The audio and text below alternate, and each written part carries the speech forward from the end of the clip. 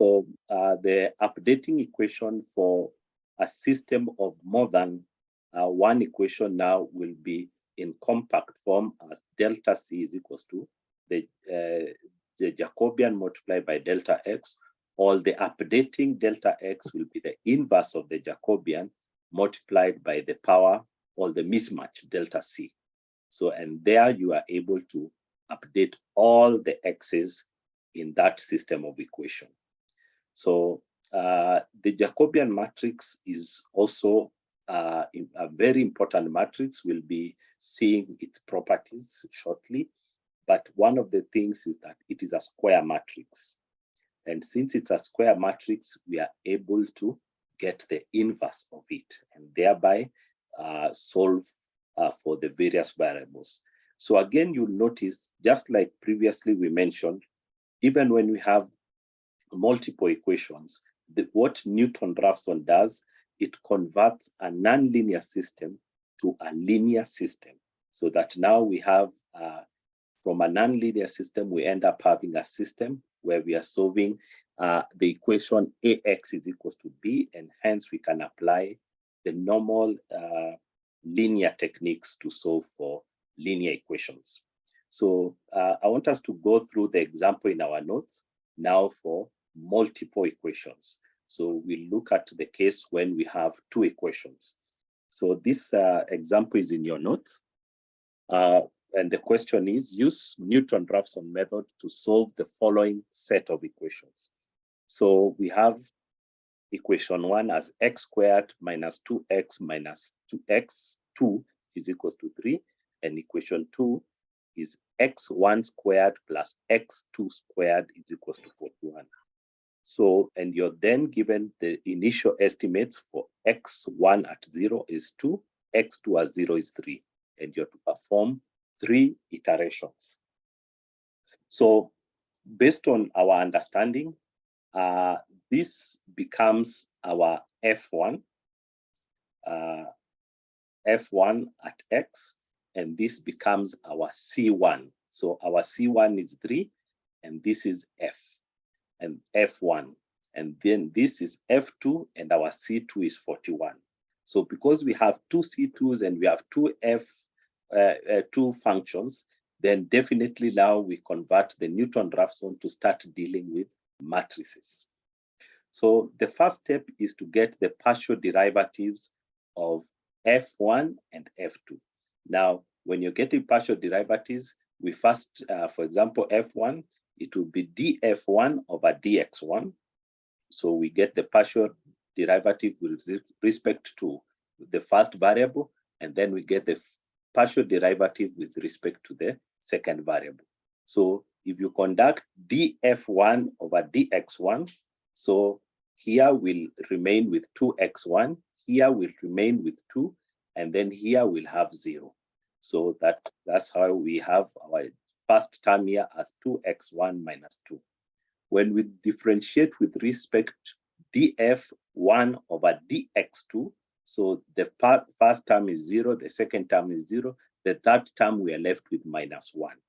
That's why we have minus 1 here. Then the second equation, df2 over dx1, so we differentiate with respect to x1, so we'll only differentiate the first term, so it will be 2x1, and then the second term will be 0. So that's why we have 2x1, and then we differentiate df2 over dx2, so we only have the first term will be 0, so we only differentiate the second term, we are left with 2x2. So now this becomes our Jacobian matrix. So the initial estimates have been given as 2 and 3 respectively. So according to the analytical solution, if you recall, delta C is equals to C minus the function at the initial estimate or at the next estimate. So in this case, it will be our C is 3, then we put these two variables, 2 and 3, into this equation. So it will be 2 squared minus 2 times 2 minus 3. And the second case is 41, C2, sorry, minus, then we put the variables 2 squared plus 3 squared, and we get 6 and 28. The next step is now to get the Jacobian, and we put in the initial estimates or the current iteration estimates. So we get 2, 4 minus 1, 6. Then to be able to estimate the next update, we now get the inverse of the Jacobian, we multiply by the mismatch, and we get 4, 2. So that means our next x, or at the end of the first iteration, our next estimate will be the initial estimate, which was 2, 3, plus the deviation 4, 2, we get 6, 5. So now this becomes the inputs for the second iteration. So at the second iteration, we input for delta C1, we get minus 16 and 21. We now update the Jacobian, we get 10, 12 minus 1, 10. We get the inverse of the Jacobian multiplied by the mismatch to get the next estimate for delta X. We get minus 1.6071 and the next delta X2. And then we update now our X's by adding our new X with our new deviation, and we get an updated initial second estimate. Then for the third iteration, now this becomes our input. We put it into delta C, we get our delta C, we get our Jacobian, we get our updated X, and again, we update the next value of X3. And the process continues until the mismatch becomes less than a specified accuracy. So that is how Newton Raphson can be applied for more than one equation. So the key thing here is that we end up getting partial derivatives. That is the first thing. And secondly, we end up solving for a matrix. We need to get the inverse of the matrix. So one of the most important aspects that we pick out of the Newton Raphson technique is that per iteration, there are very many arithmetic operations. That is one major challenge of the Newton Raphson method, that you have so many calculations you need to do per iteration. And the second challenge is that you have a lot of memory storage. There are so many items you need to store in memory, as we, especially from the programming point of view. So with that, now this helps us now move to our next subtopic, major topic, which is now the Newton Raphson technique. So allow me to just the same notes, but I use the slide format so that we can move faster. So the power flow equations we already established together with you, that we use KCL to establish the power flow equations. And we established this last equation that Pi minus JQi is equals to this. Now, this last equation can be divided into two so that we have the active power as an equation, independent equation, and the reactive power as an independent equation.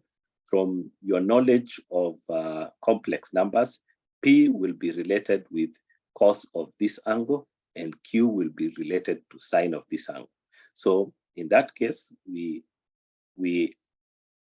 develop the two equations independently. So Pi, the injected power, is given by this equation, and Qi is given by this equation.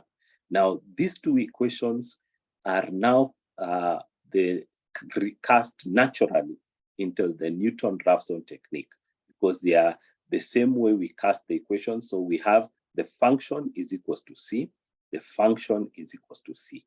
So they are already cast in that technique. The variables are always two. If you recall, for every type of bus, we have two unknowns and two knowns. Two unknowns and two knowns. So again, we'll end up with two equations and two unknowns, so we can solve for each particular bus. Now, if we cast now the same equations into iterative format, Then we introduce the kth iteration as indicated. So the same equations can be recast this. So again, I repeat again. So the function f at x is this part. So in this case, there are two functions, f1 and f2 for a particular bus. Then the variables we need to look for are usually delta and v. And then on this other side is our C, the injected or known power. Injected or known power. So according to the Newton Raphson technique, any function that is in the form of fx is equals to c, then the next guessed for x, if we know the initial estimate, then will be x, the previous estimate, c minus fx over dfx. Now, we have already established that when you have more than one equation, then this denominator is actually the Jacobian matrix. The Jacobian matrix. So accordingly,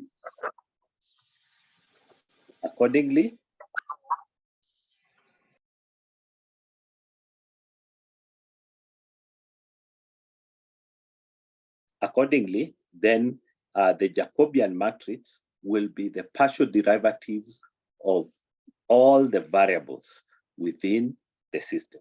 So again, we can expand it.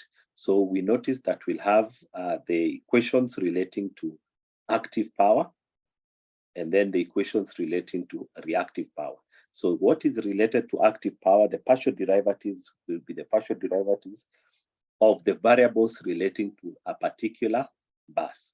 So example, a dp over d delta 1, dp over d delta 2, all the way to dp over d delta n minus 1, and so on and so forth.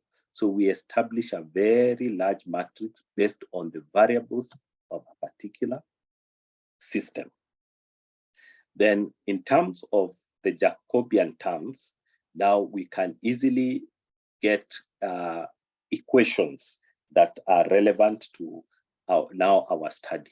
So for example, the first term here, the diagonal, dp over d delta I will be the partial derivative of our power function with respect to the phase angle.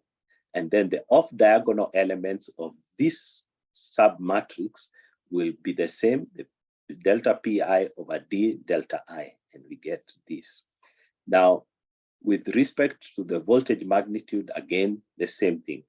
The dpi over dvi will be the diagonal elements of this submatrix, and then the off-diagonal elements will be dpi over dvj, and we just take the equation and differentiate with respect to the voltage.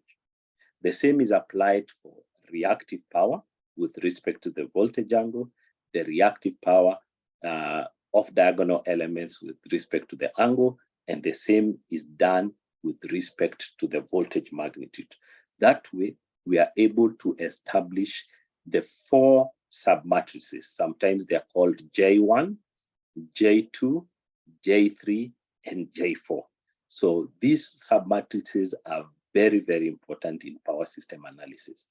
J1 further goes to help us establish whether the system is stable or not for purposes of steady state stability analysis, while J4 is used for establishing steady state voltage stability analysis. So they are very important matrices, and they have very, very many properties within them that researchers use to establish very many parameters in power systems.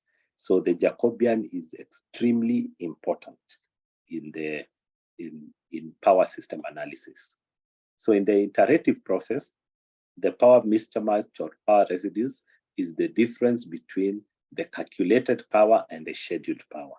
And the new estimates for the voltages and the phase angles will be as illustrated here. So we get the new phase angle, for example, would be the previous added to the deviation that we have estimated using the Newton Raphson technique. So if we recall again, we had three types of buses: the slack bus, the generator bus, and the load bus. So again, just for your to remind you, the slack bus, we know the voltage and the phase angle, but we don't know how much power, both active and reactive, is going to be consumed in the swing bus. For the generator bus, we know the power and the voltage, but we don't know how much reactive power and at what angle the voltage will be at. And then we have the load bus. We do not know how much voltage and how much and what will be the phase angle of that voltage. So in terms of the Jacobian matrix, the slack bus is not included in the Jacobian matrix. The generator bus is included only the real parts, while the load bus is fully included in the Jacobian matrix. I will be illustrating for you the implications of this in a real power system, so that you can see the impact of each of these buses and how they contribute to the size of the Jacobian matrix. So the general steps of the Newton Raphson technique: number one, just like for Gauss-Seidel, we start with a flat start. That is, we assume the voltages are 1 at an angle of 0 and the phase angles are 0. Then we calculate the power mismatches, P and Q injected, and consequently we get the mismatches, delta P and delta Q. The next is to formulate the Jacobian matrix with respect to the partial using the partial derivatives with respect to either the phase angles and voltage magnitudes. Then we find the solution of the matrix. So we either get the inverse or we can use Gauss elimination technique. So you'll notice that for bigger systems, the inverse might not be easily achieved. So we use other techniques. So one of the techniques used is the Gauss elimination technique. Then we find new estimates for the voltage and the phase angle. Then we repeat the process until the power mismatches are less than a specified accuracy. So then from there, we can be able to determine the line flows. The line flows are always very important, especially for studies that have to do with the thermal limits of transmission line and congestion management. You want to know how much power is flowing in a particular transmission line and whether it is within the limits of that particular transmission line. So if we are to do that, then we need the power flows. So the power flows also help us again calculate the power losses in the system. So we can get the power flows using the basic equations for power, that the complex power is equals to the voltage multiplied by the current complex conjugate. So we can get the power as it moves from I to J, and then as it moves from J to I, and the difference between the two, or the algebraic sum, is the power loss of that particular line. So now we have an example. So we have two examples. So this particular example, we will consider it using our tool, but I want to solve the next example using the Newton Raphson technique. So I'll first pause if there's any. So the question, use Newton Raphson technique, power flow technique, to find the power flow solution of this power system. So this is a 3-bus system. And in this 3-bus system, you have been given how they're interconnected. And then you also indicated for that you have one slack bus, and then bus 3 is a generator bus. So the voltage and the active power is specified. And you have only one load bus, bus 2, where the P and Q are specified. So from at a glance, we have the following. We know bus 1 has V is equals to 1.05 and an angle of 0. We don't know P1 and we don't know Q1. We have bus number 2, we have P and Q, we don't know V and we don't know delta 2. V2, delta 2 are unknown. And then we have bus number 3, we know P and we know V, we do not know delta 3, and we don't know Q3. So as usual for all load flow studies, number one, if you have been given the impedances as is indicated, we get the admittances. Because it's from the admittances we'll be able to establish the Y bus matrix. And then from the injected powers, we can calculate the scheduled powers for each of the buses. So bus number 2 does not have any generator, so it will be 0 minus the load. So we get negative 4.0 and negative 2.5 per unit respectively. So we divide by 100. Generally, that's we can use 100 MVA. And then for generator bus 3, we have 200 being generated, but 0 being consumed. So we only have 2 per unit being injected to bus number 3.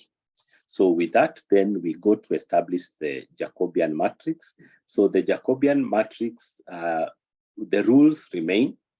The diagonal elements are the sum of admittances connected to particular buses.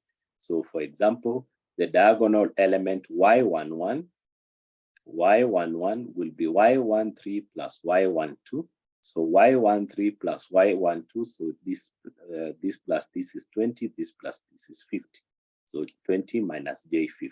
And that goes for all the other diagonal elements. Then the off-diagonal elements are the negative of the admittance between that two particular buses. For example, between bus 1 and bus 2, the admittance is 10 and minus J20. So the negative of this is what we place here as negative 10 plus J20. So that way we establish the entire Jacobian matrix. And since we're using the Newton Raphson technique, then it will be appropriate to recast this in terms of in polar form, because we'll be requiring the phase angles and the magnitudes. So we recast it in power in a rectangular format. Then from there, we can now establish the equations for power. Remember, for bus number 2, we know we have been given P and Q, so we can establish the equations for P and the equations for Q, because we need to calculate V1 and delta, V2 and delta 2. For bus number 3, we only need P3. Why? Because for bus number 3, we already know the voltage, so we'll not be looking for V. We'll only be looking for delta. So that's why we only need one equation. For bus number 2, we need 2 equations, because we need to look for delta and we need to look for the voltage. For bus number 3, we're only looking for one variable, delta. So accordingly, so the equations are based on what we have established in the notes. So those are the 2 equations. So they are already cast in the format of Fx is equals to C. Fx is equals to C, Fx is equals to C. So again, now we rearrange. So our variables are as indicated, delta 2, V2, and delta 3. So delta, the delta variables are related to the power, active power. The voltage variables are related to the reactive power. So next is to put in the values into the equations. So because we have already calculated, we know the voltage and we have already calculated the admittances in polar form from the Y bus matrix. So we put in the variables for each of the equations. And then in compact form, we want to cast the equation so that it looks like C minus F at X. So there will be the power mismatches. So power scheduled minus power calculated. So power scheduled is given, is what we have done here. So we have the scheduled power, and then we'll be comparing it with the power calculated with the initial guesses. So then we develop or formulate the Jacobian matrix. So the Jacobian matrix will be composed of the partial derivatives of each of the variables. So for example, the first element of the Jacobian matrix will be the partial derivative of the active power P2 to delta D2. So we go look at the equation. So this is the equation here. So we differentiate this equation with respect to delta 2. So if you notice at a glance, this will be there, this will be 0, and this will be there. So we come back here. So we'll have two summations remaining. So from the first element and from the third element. So the same case applies for dP2 over d delta 3, dP2 over dV2. So we get the partial derivatives of those specific equations that we have derived here. And I'll be requesting you to go through it slowly so that you can see step by step how this is being established. So the Jacobian matrix right now will be composed of 9 elements. So we get all the 9 partial derivatives for all the elements, d delta 2, and then we now calculate the mismatch. So calculate now the estimates for the next iteration. So the next iteration will be the previous iteration, which was at iteration k, plus the delta x. Now our delta x is the inverse of the Jacobian multiplied by the power mismatches. So we get the inverse of our established Jacobian multiplied by the power mismatches. So we now put in our values. So our initial estimates are 0, 0 for the phase angles and 1 for the voltage. Our power mismatches are what was given, -4, 2, and 2.5, what is calculated. So we get this. Then we now put in the Jacobian as at the first iteration, multiplied by the power mismatches. We get now how much we need to add to our initial estimates. So, and we do the addition and we get the next voltage and phase angles for the second iteration. So again, we repeat the same process and we repeat the same process for the third iteration and so on and so forth. So until when our mismatch, for example, for this particular question, at the third iteration, our mismatch is less than the specified accuracy. So in that case, we are able to calculate the voltages. The voltages will be as given here, and then we are able to calculate the power in the slack bus and the reactive power that will be consumed in bus number 3. So that is the Newton Raphson technique. So you can see even for a 3-bus system, the process is very tedious. There is a lot of arithmetic operations per iteration. That is the uniqueness of the Newton Raphson technique. So I'll pause there for questions. So we access the toolbox from where we save it. So we saved it, for example, mine is in my documents, MATLAB, and then I want to use this particular MATLAB power toolbox. And then I continue until I can see all my M files listed. So then we want to open one of the buses. So we agreed we just go the normal way of opening. We want to use the 3-bus system as appears in the notes. So this is the same system appearing in our notes. So it has already been cast in the format required. So if you recall, on top we had the base MVA accuracy and the maximum number of iterations. Then we have the bus data as indicated. We have the line data as indicated. And then the flow chart has to have you have to assemble the Y bus matrix, then the Gauss, then you see the bus data and the line flow. Now, just to confirm, we can check whether this is the same system. So we go back to our notes.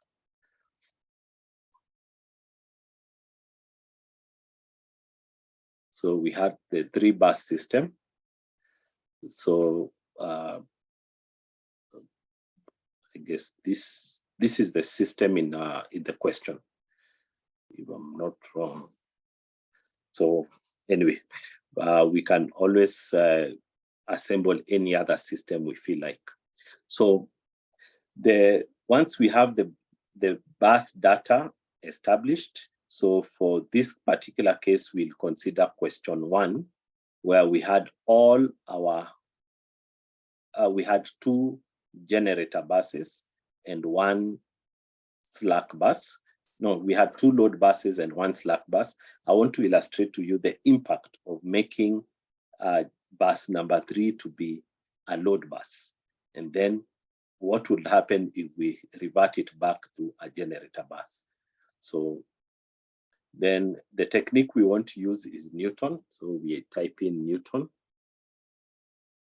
So then the next process is very basic, is just to copy the system that we have of variables or the assembled system into our command window, and we run. So once we run, we can pick out the information. It has told us that it has taken 4 iterations. It left when the power mismatch was this, and it has calculated the voltage at the slack bus and the voltage at the 2 generator load buses. And this was the power in the slack bus. And then it has also determined the power losses. Now, for this particular code, capital A represents the Jacobian matrix. So we will be checking what is the size of the Jacobian matrix for each particular system. And we see the impact of converting 1 bus from generator to slack, what happens. So what is the size of the Jacobian matrix? So we have said it's represented by capital A. So we enter and we see it's actually a 4x4 matrix. So, or if you just type A, we'll notice it is a 4x4 matrix. So why is it a 4x4 matrix? Let's go back to our question, especially here in the system. You'll notice, apart from bus, we already said in our notes, the slack bus does not participate in the Jacobian matrix. Bus number 2, we need to calculate the voltage and the phase angle. Bus number 3, we need to calculate the voltage and the phase angle. So those are how many variables? 1, 2, 3, 4. So our Jacobian matrix must be a 4x4 matrix so as to get us 4 variables. What if we converted bus number 3 to a generator bus by putting 2 here for the code? What if we made it a generator bus? What would happen to the size of the Jacobian? Let's try together with you. So we just copy this and we paste it here and we run. So the results may not be as different, though now the slack bus, because since we made bus 3 the generator bus, so the value 1 becomes fixed as the voltage in that bus. So it takes 3 iterations, but I'm interested to know the size of the Jacobian. So what will be the size of A? So in this case, it's a 3x3 matrix. Why is it so? So again, we go back to the question. So it is a 3x3 matrix because for bus number 2, we'll be looking for 2 variables, voltage and the phase angle. For bus number 3, we'll only be looking for one variable, the voltage phase angle. So 1, 2, 3. So we need a 3 by 3 matrix. So that's one way of quickly finding out what we need, what will be the size of the Jacobian. So we can see that even for a 3 by 3 system, a 3 bus system, if we make both bus 2 and bus 3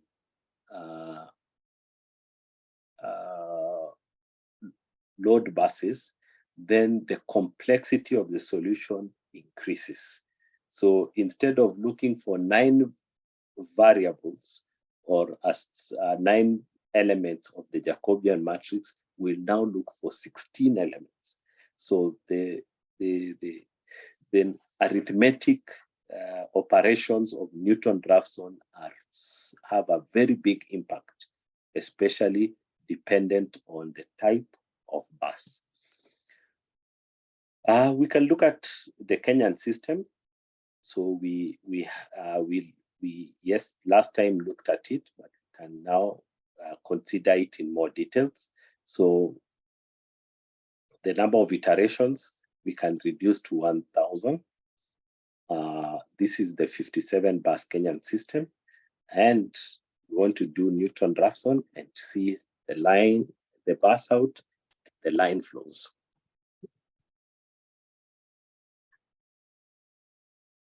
And the line flows. So we'll copy everything. So we run this. So for purposes of just having this screen clear, we can CLC, then we paste. So it tells us that it required 11 iterations to solve using the Newton Raphson technique. And it has given us all this information and also calculated for us the power losses for the Kenyan system as is, indicating 44 megawatts transmission losses. What would be the size of the Jacobian? Let's see whether we can estimate in a different way. So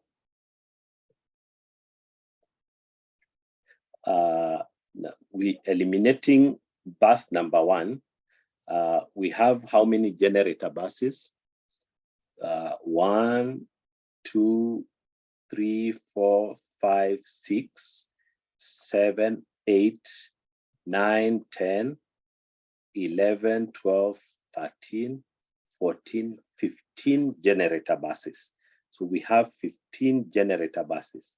So remember we had 57 buses in total. So we'll calculate together with you. So we had 57 buses in total. So minus 1 of the slack bus, because the slack bus will not participate. So we are left with 56 buses. Out of these 56 buses, we have counted 15, I count 12. Let me just count it again. So 1, 2, 3, 4, 5, 6, 7, 8, 9, 10, 11, 12, 13, 14, 15. So 15 generator buses. So 56 minus 15. So we have 41 load buses and 15 generator buses. So 41 load buses, each of them will have 2 variables. So 41 times 2. So we'll have 82 variables for the load buses. The 15 remaining generator buses will only have 15 variables. We'll only be looking for delta. So 82 plus 15. 97 will be the size of the Jacobian. We can try and see. So if we have calculated well, the size of A should be 97 by 97. So that way we can know the size of the Jacobian. And these are important questions because this the size of the Jacobian affects many other things, but for now, let's just use either way to determine what would be the size of the Jacobian. So one other thing we'll notice about Newton Raphson is this, the speed, or it requires less iterations. This problem, if we used Gauss-Seidel, you'll need more iterations. And because I know it needs more, let me just add to 100,000 just to help us get the solution. So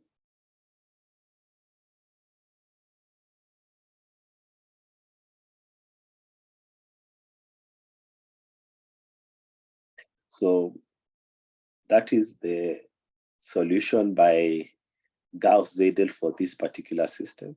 So you can see we need 91,131 iterations compared to 11 for Newton Raphson.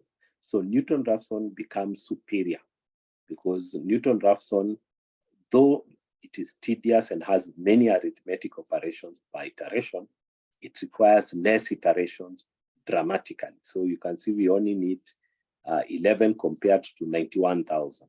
So those are aspects that I would like you to consider in the assignment, to be able to see the uniqueness for each of the systems that we have, from the 3 bus all the way to the 118 bus. How does Gauss-Seidel perform compared to Newton Raphson?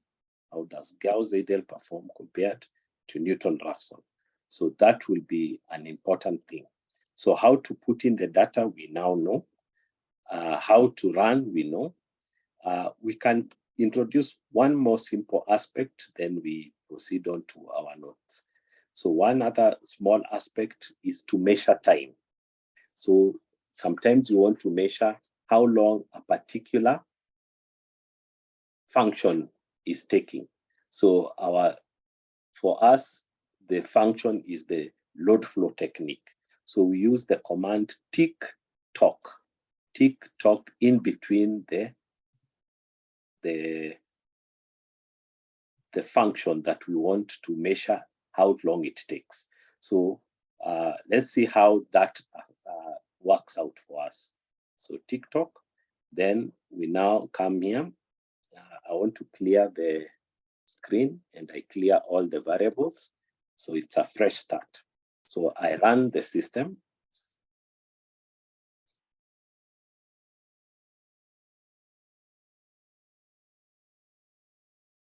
So for this particular Gauss-Seidel, and for my computer, with the specifications in the computer, I need 8 seconds, 8.1 seconds to solve the Gauss-Seidel technique in order to get my result. So let's compare with Newton Raphson. So same system. So here I call Newton, and then I clear the variables again and clear the screen. Then I want to run Newton Raphson technique and also measure how long it takes. So Newton Raphson has given me an answer in 0.135 of a second. Now, this time may not be the same if I repeat. So the measure of time is dependent on many variables, the speed of the computer, whether my computer is running other things, and so on. So even your computer with another computer, the time will not be the same. But if you run the system in the same computer, you should be able to get relatively different. You should notice the differences in how long it takes. So let me just clear screen again, just to repeat the same, just to illustrate. So last time it was 0.131. So you can see now it has taken slightly shorter. But all the same, this is indicative of the fact that Newton Raphson is taking a shorter time because of the number of iterations. Gauss-Seidel is taking too long because it required so many iterations to come up with the same result. So Newton Raphson becomes superior, and that's why all commercial programs utilize Newton Raphson technique. They utilize Newton Raphson technique. Any questions for this particular case and any other question relating to today's lesson? Just resume record. So one of the systems used for load flow studies and a lot of research is the 30-bus system. So the 30-bus system is unique in many aspects, but it has been cast out to be able to handle especially voltage stability kind of problems. So the main challenges of power systems, especially modern power systems like ours in developing countries, is that these systems were built 30, 40 years ago. And there has been a lot of infrastructure development, but not too much. The generation has almost remained constant compared to the growth in the load. So the loads are growing faster than the generation systems. So consequently, the buses are becoming more strained. So one of the studies is to see if we had these buses, you see they are prescribed as PQ. What if we describe them in terms of the actual load as a induction motor, as a thermal load, and so on? What is the impact of it in load flow? So those are the queries that are happening today. Like why I invited Maureen here is because she wants to study the impact of what happens when we are now in the move of having electric cars in our system. So there are few in the market, but what would happen if all households had electric cars? What is the impact? How would you model a load that has an electric car as part of the load? What happens to the voltage? What happens to the reactive power? And so on. So those are questions that need to be solved. And one of the ways to estimate the challenge or to know is to perform the load flow when you have this type of loads, because that way you'll be able to see what is happening at the buses and give recommendations. So remember, load flow is the basis for other studies.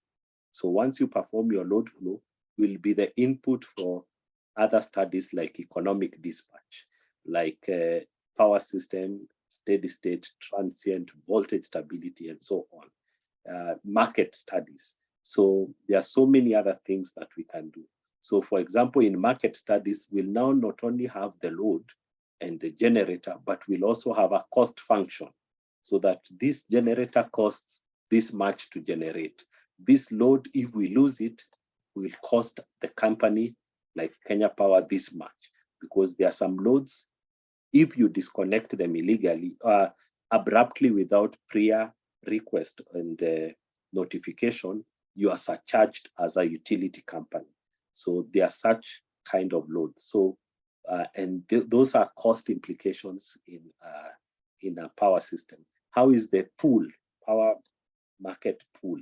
So there are many, many, many scenarios that can be worked out using these tools. So that's why we introduce them early, for you to be able to have tools and systems that you can use to conduct research for your research projects that will start soon after this semester. So this is the some of the drawings I can open for you if you just give me a second. So I'll pause. So this is the IEEE 30-bus system. So that was how the data would look like if it is given to you in raw form. And this is how the system looks. So I just want to increase it slightly. So it has 30 buses. So bus 1 is the slack bus. Bus 5 has a synchronous compensator. Bus 9, synchronous compensator. And then one of the serious studies that are done in this particular system is to study bus 26, 29, and 30 in terms of how stable are they when the system is trained. Because the further the buses are from the main generators, the lower the voltages, and hence very unstable when it comes to in terms of voltage stability. So this becomes studies of concern. And if we are to relate to the Kenyan system, this will be akin to the western part of the country, because the western part of the country is far away from the main generators, because the generators are in the eastern and Nairobi mainly. So, so that means our western side is very weak when it comes to voltage stability. So those are studies that can be considered. So the other systems I've managed to do is, for example, the 26 bus system. So this is how it looks like. I think the 9 bus system, I don't think I have the 5 bus. 14 bus system, I don't have it. Then I think we have an older Kenyan bus system. So this is a 96 model. So this is how the Kenyan system has evolved from 1996 all the way to now the 2002. So this is the 2002 model.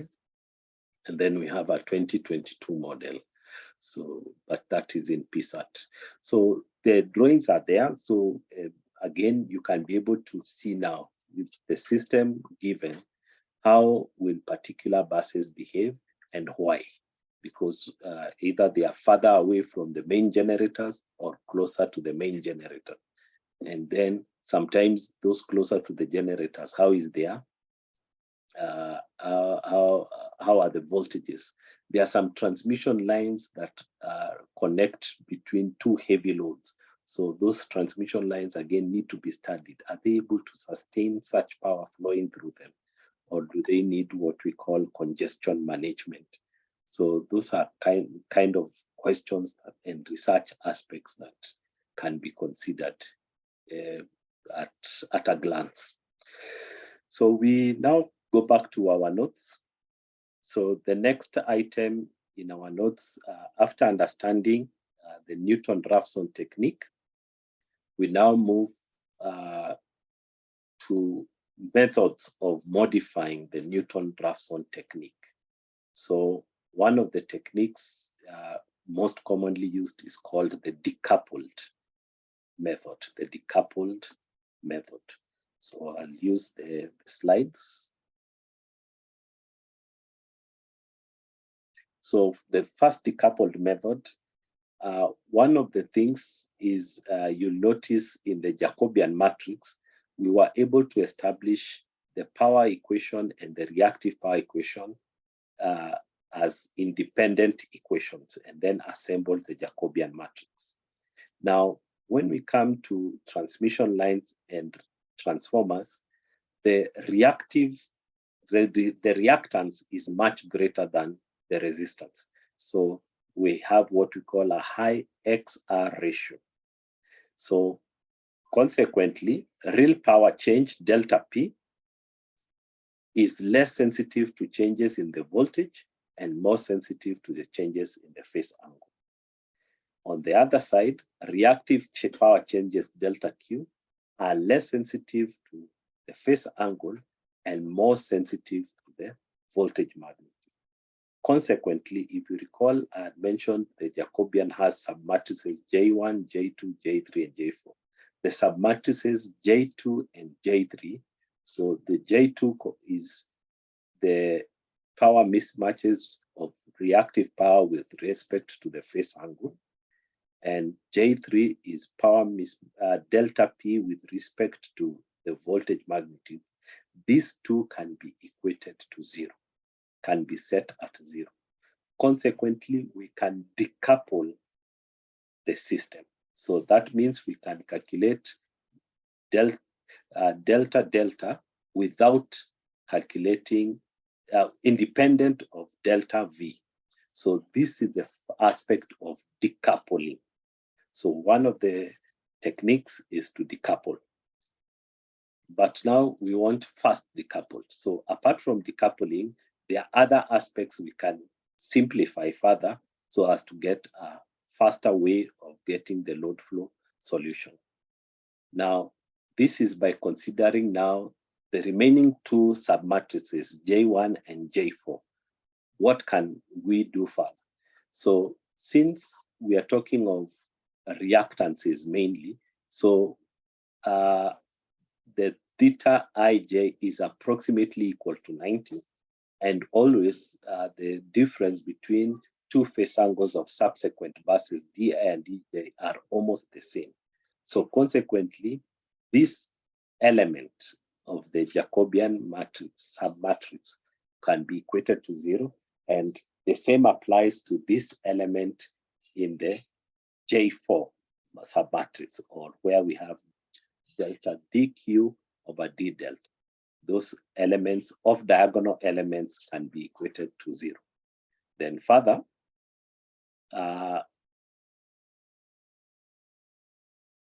when you've decoupled already, we require less time to solve.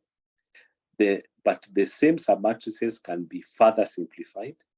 Some terms of each element are relatively small and can be eliminated. The remaining equations consist of constant terms and one variable term.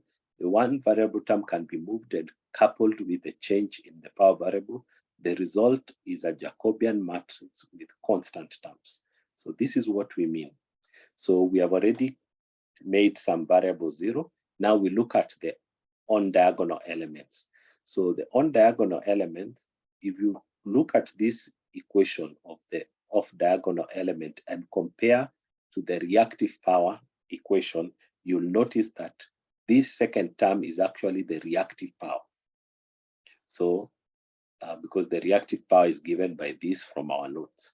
And also, since we are dealing with reactive power only, then Yiij will only be a susceptance. And the value of the susceptance is much greater than Q. Consequently, we can reduce the diagonal element to be equal to this. So remember, the susceptance is the imaginary part of the Y-bus matrix. So, and since the voltages are approximately equal to 1, so then we can say VI squared is approximately equal to VI, and we can reduce again further to this.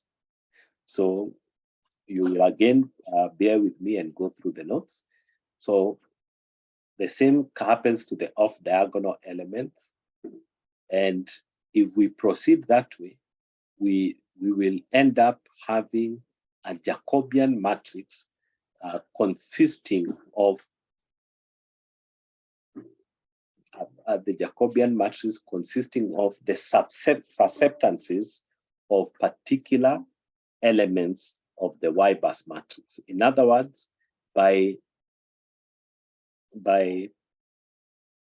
doing the first decoupled method, we reduce the Jacobian matrix from being a matrix that we need to update to simply being a matrix whose elements are available already in the Y-bus matrix.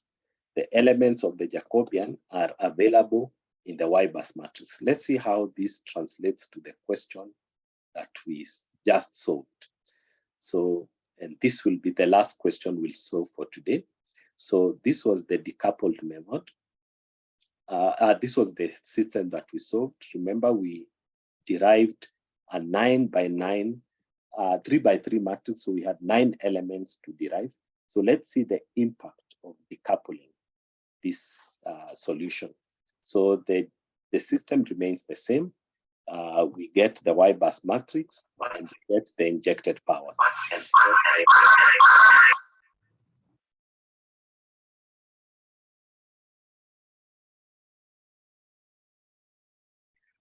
So in this case, from the Y-bus matrix, one of the, we can derive, we can retrieve the admittances and take their imaginary parts. And from the imaginary parts, we can get the inverse and of the two susceptances that we need. So we need the J1 susceptance and the J2 susceptance.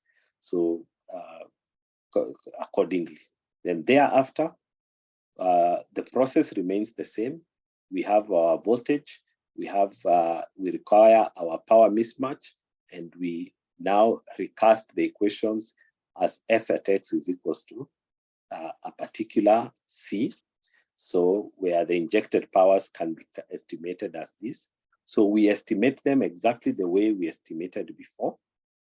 However, at this juncture of calculating the next delta, we decouple the system. So we notice that we calculate delta separately, and we calculate delta V separately. So the process of doing this makes the arithmetic operations much less. So we are able to get now the next estimate for both the phase angles and the voltage. So and then this illustrates all other iterations and what happens. So I'll recommend that we look at that question in detail through the recordings, so that now you can see how to work out this particular question which appears in your notes and the solution as I've given. So with that, we mark the end of the Newton Raphson technique. So next week, we now move to something more unique, what we call the introduction to economic dispatch.